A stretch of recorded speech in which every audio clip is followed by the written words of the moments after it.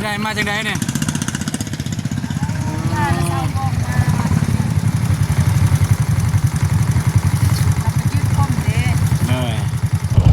เอาผมไปรอเนาะเมื่อสาวงามโทรมาบอกให้มาหับเบาตูนเร่งรถมาเลยพุ่นไปยืนพุ่นไว้เบิ้งไหนป้าเด้อสบายดีเด้อสบายดีเด้อพ่อแม่ผู้ใหญ่ใจบุญทุกท่านก็สบายดี FC ฝั่งไทยฝั่งลาวหรือว่าจะต่างประเทศหรืออยู่ในบ้านเฮาก็ขอสวัสดีสบายดีเบิร์ดสุขุสุคนเด้อไปนอนเนาะเมื่อสาวงามโทรมาบอกว่ารถเป็นยังก็บ่มีตารถบ่มีตาเด้อโอ้โทรมาปุ๊บเบาตูนบิดคันเร่งมาเลยบ่ฮอดนาทีฮอดนั่นยาทานแล้วเห็นนี่แหละสิไปบอกนะคันบอกสิพาไปเฮ็ดเบิดเท่าใดนะ500เงินไทย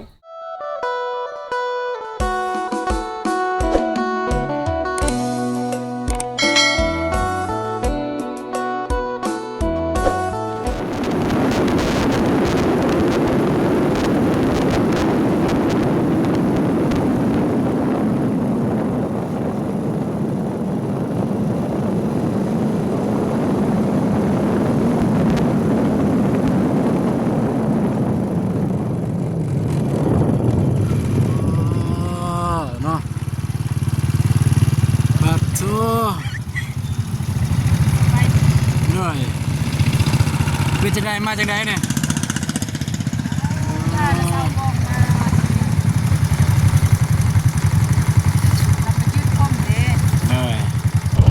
เอาผมไปรอเนาะเมื่อสาวงามโทรมาบอกให้มาหับเบาตูนเร่งรถมาเลยพุ่นไปยืนพุ่นไว้เบิ้งไหนนี่คนละคนเลยคนเลยอ้ายเดี๋ยวไปกินดาดไม่ได้ไปซ้ำตายแล้ว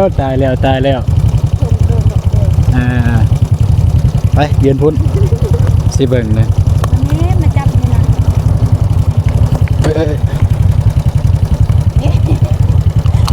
ปาดพี่ลัดทางว่าและมือนี่ไอ้ต้องคิดว่าไอ้ขี่รถมานี่พี่ต้องลัดทางแน่นอนพี่รัดเอลีโอเคเอาน้องบองไม่ปาดเป็นออกเลยเฮ้ยตกเก็บนะเอาไม่พุ่นไปยืนบอลแจงก่อนจีบน้ำมาไทยนะไปโป้นี่ว่าเหตุผลแบบว่าให้มาฮับเนี่ยป้าเด้อสบายดีเด้อสบายดีเด้อพ่อแม่ผู้ใหญ่ใจบุญทุกท่านก็สบายดี FC ฝั่งไทยฝั่งลาวหรือว่าจะต่างประเทศหรืออยู่ในบ้านเฮาก็ขอสวัสดีสบายดีเบิร์ดสุขุสุคนเด้อ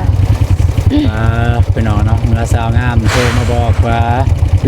รถเป็นยังก็บ่มีตารถบ่มีตาเด้อโอ้โทรมาปุ๊บเบาตูนบิดคันเร่งมาเลยบ่ฮอดนาทีฮอดนั่นยาในระยะทาง5กิโลเมตรแต่บ้านมฮอดพี่5กิโลเมตรเป็นเอานะคือไปแต่เช้าแล้วฮอดค่ำแท้เฮ็ดหยังก็หลายคนบ่คนหลายไม่แต่ไปยืดผมคนเดียวบ่น้องอมพรมาได้ยืดบ่แต่ว่ามื้อนี้นี่พวกน้องนี่คือไปจอดรถอยู่อยู่นี่ก่อนแต่ว่ามื้อนี้นี่อยู่ที่มื้อนี้นี่อายนัดไปใส่โอ้โ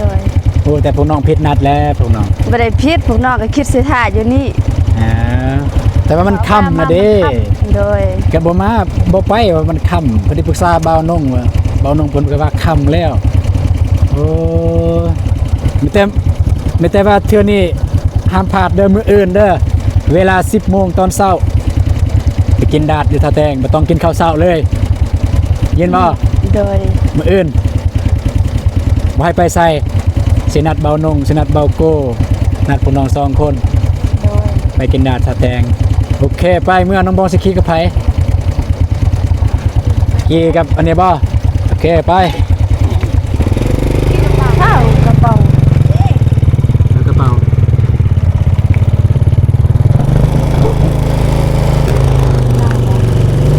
ส่วนเจ้า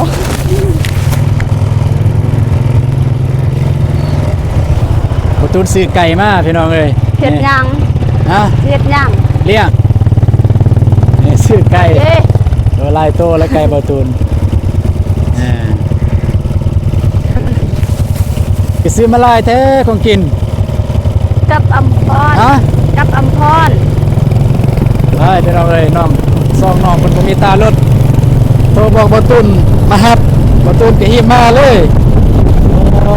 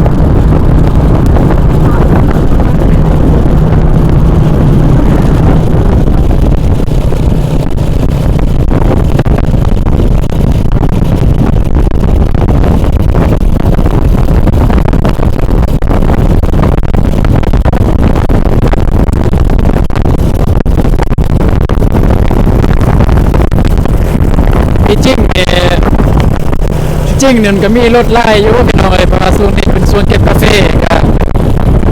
รถเราไปเรามาไล่กันอยู่แต่ว่าซ้อนน้องก็จะย่านวันนี้ประตูกำลังว่า15 บาทพี่น้องบองโทรมากเลยเว้นมาทางนี้เลย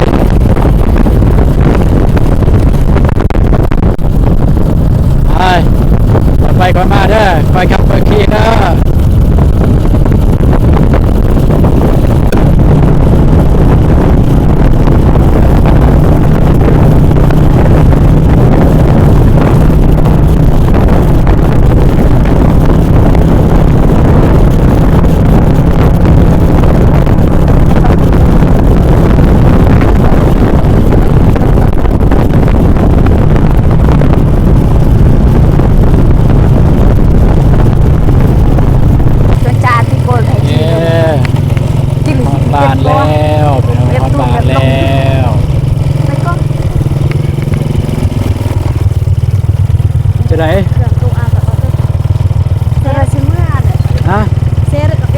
เที่ยงพอเที่ยงรับสารแล้วพี่น้องเลยปิดเพลงปิดเพลงโย่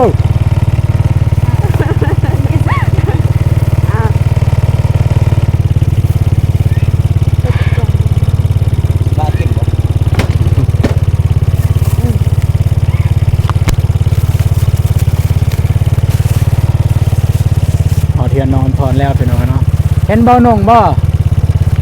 เบาหนงเพิ่นมาท่าอยู่นี่ฝังดนท่านอนพรเพิ่นออกเมื่อแล้ว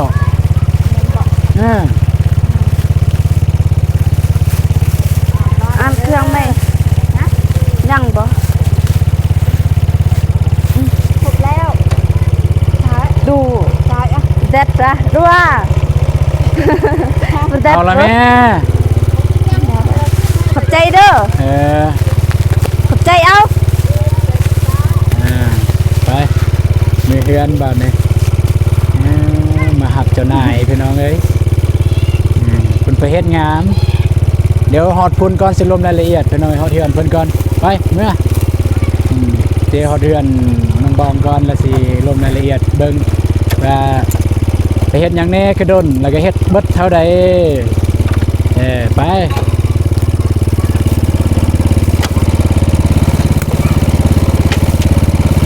ได้บ่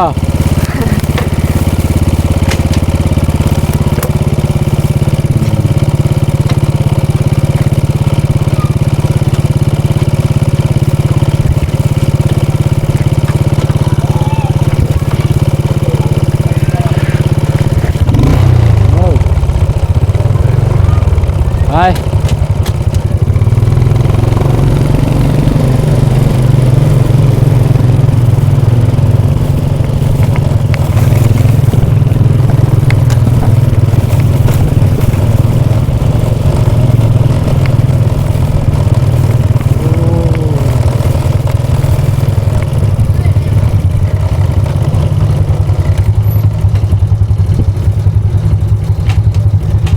แกหอดเทือนหอดซานแล้วพี่น้องเนาะไปบ้านเลย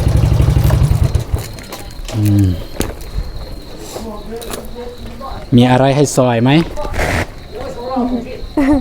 บ่มียังให้ซอยบ่เอาให้ถือ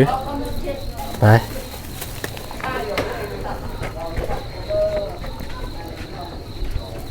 ไปบ้านเลย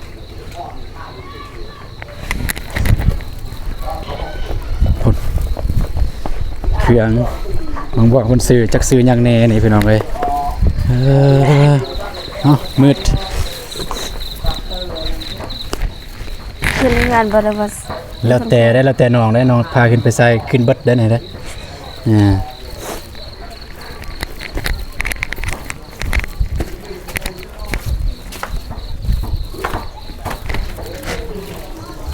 มือนี่แหละสีเบิง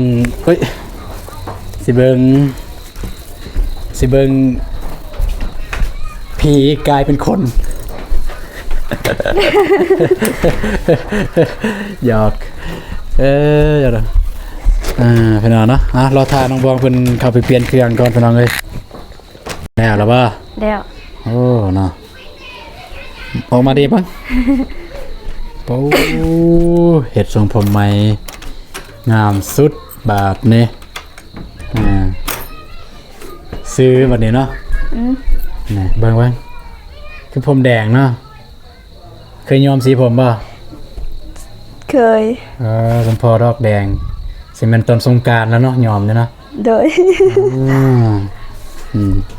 คือว่าดนแต่เสาเพิ่นยืนเลยให้เห็นแจ้งนั่งบ่แจ้งคือดนแท้พอดีลูกค้าหลายหานใดหานเวียดคือบ่เฮ็ดหานลาวหาบ่เห็นหานลาวหาบ่เห็นนี่แหละสิไปบ่บอกนะคันบอกสิพาไปเฮ็ดเบิดเท่าใดนะ500เงินไทยบ่แม่น500 บาท500,000 500,000เงินลาว 800พอได้เงินไทยเกือบพันพุ่นโอ้นะบ่มีเวียกบ่มีงานนะเปลืองเงินเปลืองคำ แต่ก็ได้เฮ็ดแล้วก็บ่เป็นหยังอยากงามเนาะ ใส่ผมกูดมาหลายแล้วแบบวีก็ยาก โอเคเนาะอันนี้ก็เป็นเงินเบาตูนให้พี่น้องเอ้ยให้น้องบองเพิ่นไปเฮ็ด โดย หยอกบ่แม่นหยอกน้องเลยซื้อหยังมานี่ ซื้อข้าวปุ้น ซื้อกระปุกซื้อหยังแน่ซื้อให้พ่อแม่อยู่บ่ โดยนี่ ยังบ่ทันได้กินข้าวกินน้ำบ่เนี่ย ยัง ไปแต่งข้าวปลาน้ำกินไปได้อายในมื้อนี้มันเทื่อสิบ่ได้กินน้ำกินข้าวมาแล้ว ก็ซื้อเพื่อให้อายได้นี่ ซื้อเพื่อ โดย แต่ว่าอิ่มแล้วนี่บ่แม่นปฏิเสธน้ำใจอิ่มแห้งเลยหาก็กิน หาก็กินมากินไปตลาดคือกันพาน้องก็เลยไปซื้อเสื้อปูน้องเพิ่นไปได้กินข้าวเปียก2คนกับน้องก็เลยอยู่ห้านอิ่มตอนนี้ยังอิ่มอยู่ท้องยังนี่ก็เด้น้องวันสียังเด้กินเด้แล้วก็จงไว้กินมื้ออื่น อันนี้จงไว้กินมื้ออื่นข้าวปุ้นกินมื้อนี้ ข้าวปุ้นกินเลยมื้อนี้ตัวนี้นี่คันมีตัวไผมีตู้เย็นไปเวียนตู้เย็นก็ได้นั่นน่ะจังบ่บูดตัวนี้ก็คือกันไผมีตู้เย็นอยู่เฮือนนี่อยู่บ้านนะพี่น้องอะนะ ลุง ไปไว้อยู่ตู้เย็นเด้อมื้ออื่นนี่ก็กินมื้ออื่นมันสิเจ็บท้องแล้วล่ะสมเลยมีแต่ว่ามื้อนี้สิบ่ได้กินข้าวน้ำได้ โดย เห็นบ่ โดย มาส่งฮอดนี่ได้ โดย โอเคพี่น้องเนาะก็เบาตูนสิบ่ได้กินข้าวน้ำน้องบ้องเพิ่นน้องเพิ่นก็เมื่อยหมดมือแล้วก็ให้น้องเพิ่นอาบน้ำอาบท่าพักผ่อนพี่น้องเอ้ยก็จะได้ไปอยู่บ่ได้อยู่น้ำน้องเพิ่นดนก็จะได้เมื่อบ้านก่อนเบาตูนก็ได้เบาตูนก็มีเวียกนิดนึงอยู่เฮือนถ้าแม่นอื่นดอกยานไก่มันสิตายอีต้นไก่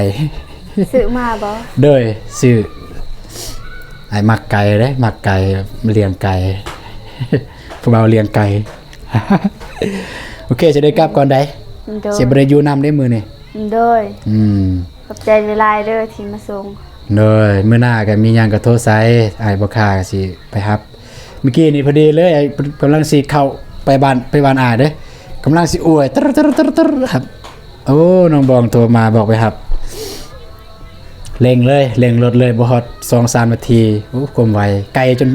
สิตก เอาไก่คอยบ่จักไป ฝากบ่ฝาก อีหยังนั่นร้านสาวฝากบ่ให้ซื้อ โอเคได้เงินอีกแล้วนี่ค่าหยังนี่ค่าเครื่องบ่ บ่แม่น นี่เงิน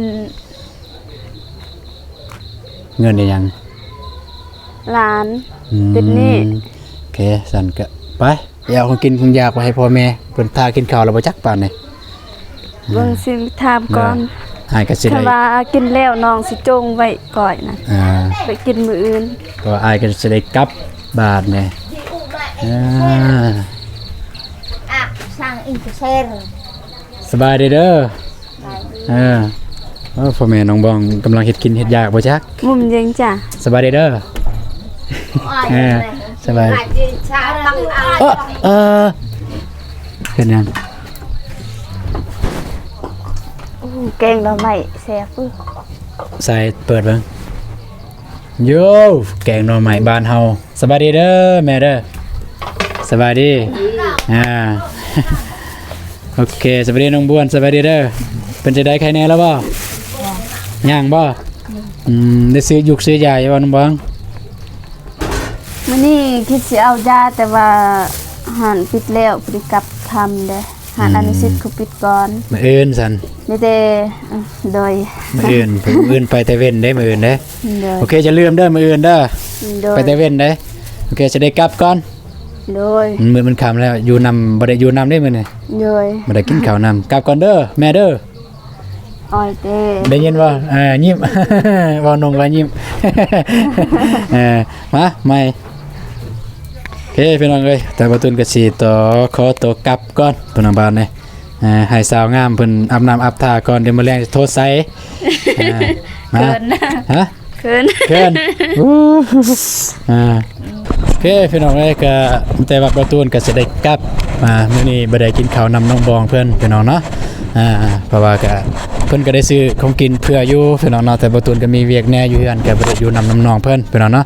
โอเคมื้อแต่สิได้เดินทางก่อนพี่น้องเอ้ยโอ้นี่ไปพี่น้องเอ้ยไปโอ้ยเร็วอย่าได้อย่าลัดเด้อ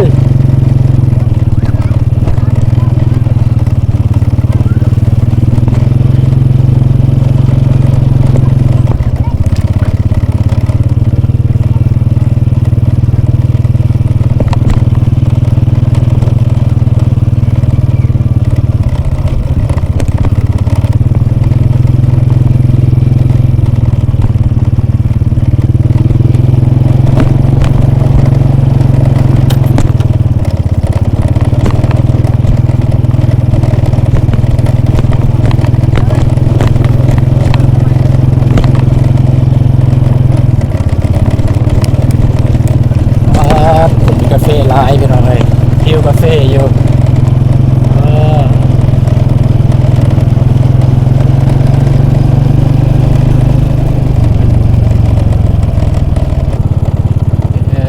หอดเหือนแล้วหอดเหือนบอตูนแล้วพี่น้องเอ้ย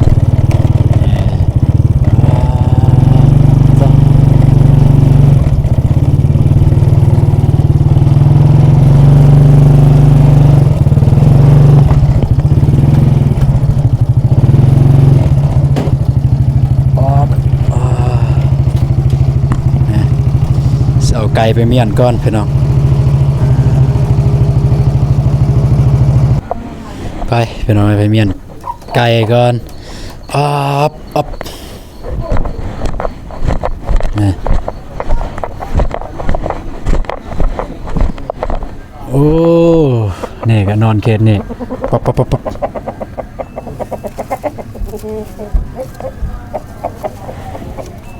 นี่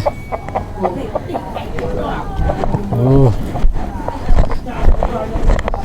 ไปพี่น้องโอ้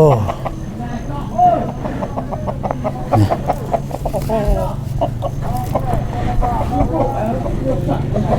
โอเคพี่น้องเนาะเอาพี่น้องเนาะก็มันมืดติดตาแล้วพี่น้องเลยก็บ่ตูนก็สิขอจบคลิปก่อนพี่น้องสิเมียนไก่ก่อนบ่มีคนเมียนให้พี่น้องเนาะก็เรือนฮอดสารเป็นที่เรียบร้อยแล้วเมื่อกี้นี่ก็บ่ตูนก็สิว่าสิอัปเดตอยู่พุ่นแหละแต่ว่าน้องบองเพิ่นบ่ทันได้มาแต่ไปเสริมความงามบ่ตูนก็เลยได้มาบ้านบ่นงก็เลยได้มาบ้านด้วยกันว่าสิไปหาน้องอำพรเพิ่นแต่ว่าบ่ทันสั่งสองน้องเพิ่นมาบ่ทันพี่น้องเนาะก็แต่ว่ามื้ออื่นจึงว่ากันใหม่พี่น้องเนาะแล้วก็สิว่าสิไปกินดาดก็บ่ทันมันมืดมันค่ำแล้วพี่น้องเนาะก็บ่แม่นว่าเจตนาอย่าสิบ่ไปก็ต้องขอโทษขออภัยนำผู้ใหญ่หลายๆทางเงินทางคำเพิ่นก็ให้มาแล้วพี่น้องเนาะจำนวนหนึ่งทางบ่ตูนให้บ่ตูนไปเลี้ยงทีมงานก็แต่ว่ามื้ออื่นจึงค่อยว่ากันใหม่พี่น้องเนาะมื้ออื่นจึงค่อยว่ากันใหม่เรื่องไปกินดาดก็แล้วแต่ความสะดวกว่ามันสะดวกแทบมื้อใดแต่ทางผู้ใหญ่เพิ่นให้ไปมื้อนี้บ่ตูนก็ต้องขอโทษขออภัยในเวลาที่ไปบ่ทันมื้อนี้มีแต่ว่าเจอกันมื้ออื่นพี่น้องเนาะสำหรับคลิปนี้บ่ตูนก็สิขอจบคลิปเท่านี้ก่อนมีแต่ว่าเจอกันมื้ออื่นคลิปนี้บ่ตูนขอกล่าวคำว่าสบายดีเด้อพี่น้องเอ้ยมีแต่ว่าเจอกันในคลิปต่อไปพี่น้องเอ้ยไปแล้วพี่น้องมันมืดตื้อตาแล้วไป